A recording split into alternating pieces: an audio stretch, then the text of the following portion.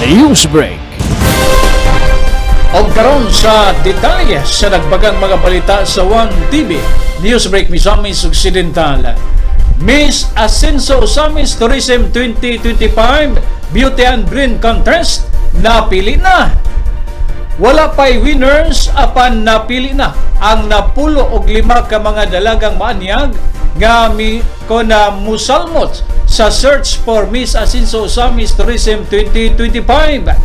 Gikan sa Kalim-an og usa ka mga dalaga, gikan sa Kalim-an og usa ka barangay sa Osamis nga misalmot sa gitawag nga screening process. Nahimo na lang kining napulo og 5 ka mga personalidad nga mao'y opisyal candidate sa Miss Ascenso Osamis Tourism 2025. Then ang coronation night ipaygayon sa Hunyo 14 ante Desperanza 77 Charter Day Anniversary Hulyo 16. Ang napulo og 5 ka mga official candidate sa Miss Ascenso Osamis Tourism 2025 mao kining musunod. Miss number 24 gikan sa Barangay Gango. Miss number 25 gikan sa Barangay Gotukan Dako. Miss number 14 gikan sa Barangay Carmen. Miss number 48 gikan sa Barangay Tabid. Miss number 49 gikan sa Barangay Tinago. Miss number 4 gikan sa Barangay Bagakay. Miss number 6 gikan sa Barangay San Roque. Miss number 61 gikan sa Barangay 50th District. Miss number 1 gikan sa Barangay Aguada. Miss number 9 gikan sa Barangay Bungbong. Miss number 30 gikan sa Barangay Kinomansur. Miss number 46 gikan sa Barangay Sinusa. Miss number 37 gikan sa Barangay Maningkol. Miss number 44 gikan sa Barangay Sasangay Dako. O Miss number 29 gikan sa Barangay Kinoman Norte. Si Committee on Tourism Chairman Honorable Dinky Suiso may padangat sa iyang pagpasalamat sa mga sakop sa konsiho, labi na ni Vice Mayor Bibineri nga present atol sa screening program.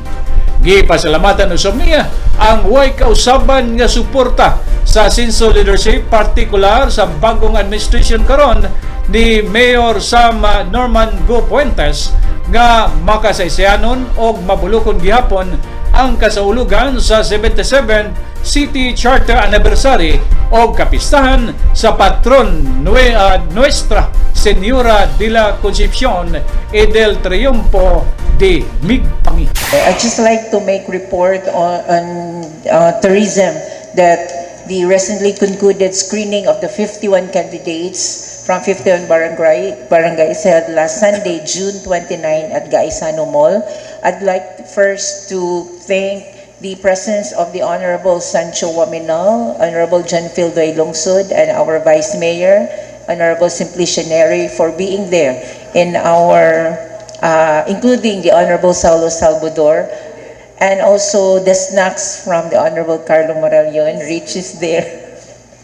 And thank you also to our 51 barangays nga wala di parehas last year nga naitulo wala kasamit karon. Everybody given their entries and their candidates. Thank you to our ABC President nga iya gi-encourage atong 51 barangays to be part of it.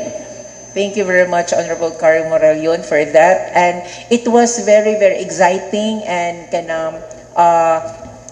barangays were reunited on that day, and we're happy to inform that we have already selected our top 15 candidates, official candidates, for the upcoming July 14 search or coronation night for Miss Ascenso Osamis City.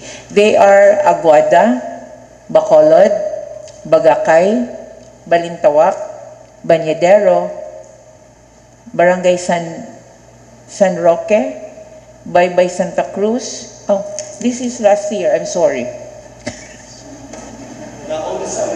These are the 51 barangays. I just like, didn't know. Modi ay ni ang na-mention na din ako nga 51 ka barangays ang ni-attend. I will be giving you the finalists. They are Gango, Gotokan Dako, Carmen Annex, Tabid, Bagakay, San Roque, 50th District, Tinago, Aguada, Bongbong, Kinumansor, Sinusa, Maningkol, Sangay Dako, and Kinuma Norte. Again, Madam Chair, the presentation of our candidates will be this coming Monday, Monday flag ceremony, and photo shoot will follow after our presentation of the candidates, and the coronation night will be July 14 at Wellness Park, 6 o'clock in the evening. One TV Newsbreak.